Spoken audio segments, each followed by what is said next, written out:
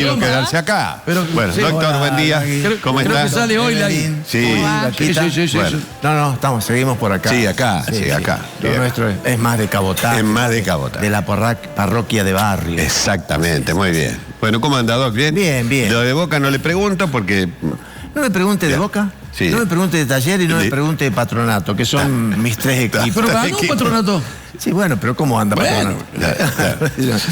Bueno, ¿qué tema trajo, Doc? Mire, yo lo estuve viendo la semana pasada, que usted conversaba con el doctor Díaz, sí, a propósito de este muchacho que había dicho que tenía HIV, que no se había dado cuenta, que estuvo varios años con esto. Sí. Y bueno, y me gustó el tema, y digo, bueno, voy a proponer a los chicos de producción a ver si al Lagarto le interesa esto. Me dice, sí, al Lagarto le interesa.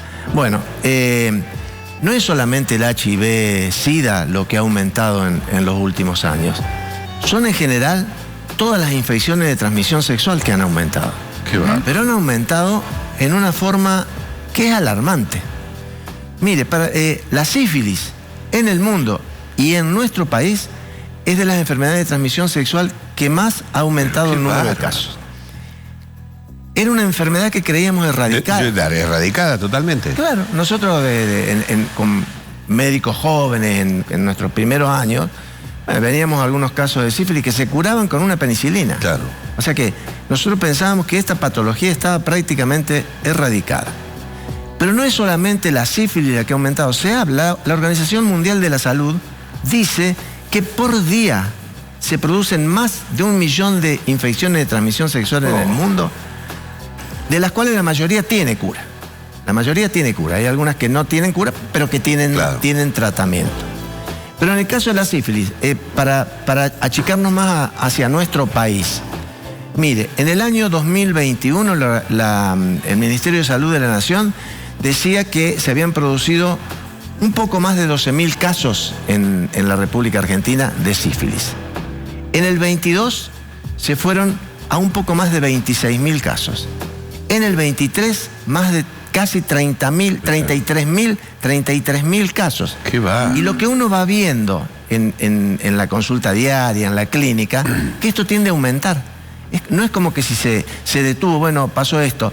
Únicamente en el año 2020 hubieron 10.000 y pocos casos. Esto tiene que ver con el confinamiento producto por supuesto, de la pandemia, de la pandemia de COVID. Ahora, si nosotros vemos qué pasó también en ese 2020, que disminuyeron los casos, pero también se aflojaron muchísimo los controles, porque no había accesibilidad, no había posibilidad de hacerte un análisis para ver si te habías contagiado de una infección de transmisión sexual. En esa época, a casi nada se podía acceder realmente, todo era COVID. Yo me acuerdo que los médicos casi nos habíamos olvidado de otras patologías porque estábamos todos enfrascados en COVID. ¿Y qué le hacemos? ¿Cómo lo tratamos? ¿Cómo lo manejamos? ¿Qué estudios hacemos para diagnosticarlo? Y las infecciones de transmisión sexual, no solo en Argentina, pasaron a ser en el mundo una cosa que se dejó de lado. Y en el mundo aumentaron muchísimo. Y aumentaron fundamentalmente en la franja entre los 19 y los 49 años. Entre los 19 y 49 años. Digamos, si uno hace una franja entre los 19 y los 29, los 30 y los 39, va disminuyendo, pero lo mismo, el aumento es enorme en todas las edades. En todas las edades. Y uno dice, bueno, pero son tratables, son curables estas enfermedades de infecciones de transmisión sexual. Sí, es cierto, la mayoría tiene tratamiento. Hay algunas que no tienen cura, digamos, que no se pueden curar, pero tienen tratamiento. Se pueden tratar. Caso del hepatitis B, el VIH, el HPV, los herpes, tienen tratamiento, pero no se curan. Por el momento no hay ninguna forma de curar. Pero el resto de las infecciones de transmisión sexual, la clamidia, la gonorrea, ha aumentado en forma también exponencial. Y uno dice, ¿por qué se producen estos aumentos? Bueno, la principal causa es, por un lado, la falta de educación. De educación sexual, de educación para la salud. La ESI, que se está cuestionando tanto, donde se le enseñaba a un chico cuáles son los problemas que pueden existir con estas infecciones de transmisión sexual. Es una barbaridad que hoy se esté hablando de que no les gusta que en los colegios se dé esto, que se lo den en la casa, que se enseñe en la casa.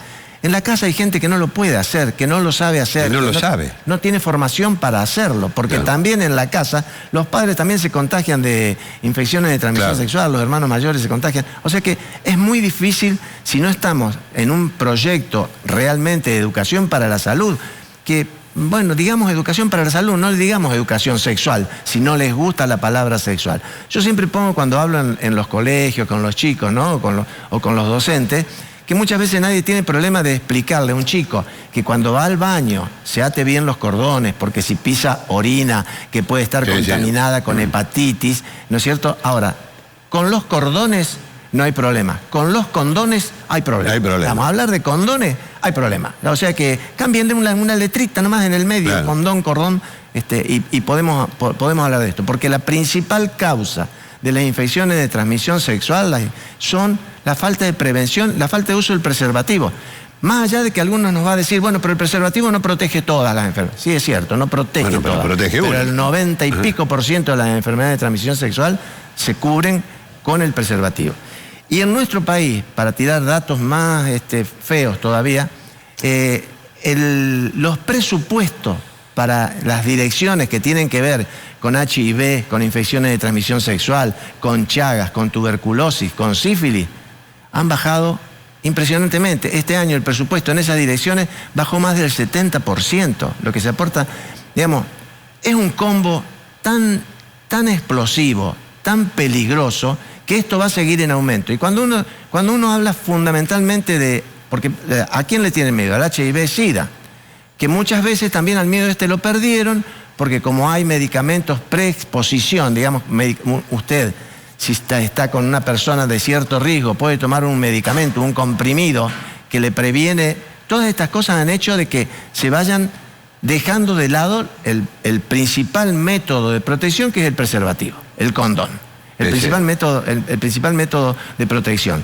Pero en el caso de la sífilis, que no es una infección mortal cuando no se trata al principio, como puede suceder con el HIV. Bueno, pero ojo, que existe una sífilis primaria, la primoinfección sifilítica, que es el chancro. El chancro, que es una especie de úlcera que aparece en el pene o que aparece en la vagina o en la vulva, que no da muchos síntomas. Si no se lo ve, no da muchos síntomas, no produce dolor, no produce nada, y dura unas semanas y desaparece espontáneamente. No es que se curó. Se puede pasar a otro periodo de la enfermedad, que es la sífilis secundaria, donde pueden aparecer manifestaciones en piel, y una sífilis terciaria, después de varios años, si no fue tratada en su momento, puede tener problemas neurológicos y puede llevar a la muerte. A la muerte, claro. O sea que... Y hay otra cosa más que hay que tener en cuenta, que los ginecólogos debemos insistir con esto, que es el contagio, porque los contagios de estas enfermedades son a través, fundamentalmente, de relaciones sexuales no protegidas. Ahora, el contagio vertical en la mamá que tiene un hijo, que está embarazada, que contrae sífilis, el producto de ese embarazo, ese chico va a tener sífilis congénita, que es muy grave. Muy grave. Muy grave. Y también el contagio vertical se puede dar a través de la lactancia. O sea... Y es con un simple análisis durante el embarazo que uno diagnostica si hay una sífilis o no hay una sífilis. Y el tratamiento durante el embarazo de la sífilis le garantiza a la mujer, no le produce ningún problema al bebé, le garantiza que su bebé va a nacer sano y ella no va a ir a una sífilis secundaria o a una sífilis terciaria. Por lo tanto, lo que debemos insistir nosotros, las campañas han bajado. Se han bajado las campañas, no sé por qué. Porque si creen que por ahí, porque en el día del SIDA o en el día de no sé qué patología hablamos de eso, con eso ya estamos. No, la campaña es diaria, permanente, la educación en los colegios. Los programas de salud deben estar contemplados con componentes de educación, que es fundamental, Entonces, si nosotros vemos que no hay programa, que no podemos hablar de determinados temas en los colegios, que el uso del preservativo se ha caído, que el Estado se aparta, y yo no sé qué es lo que analizan nuestros televidentes que puede pasar. Gracias, Doc. No, al contrario. Muy amable.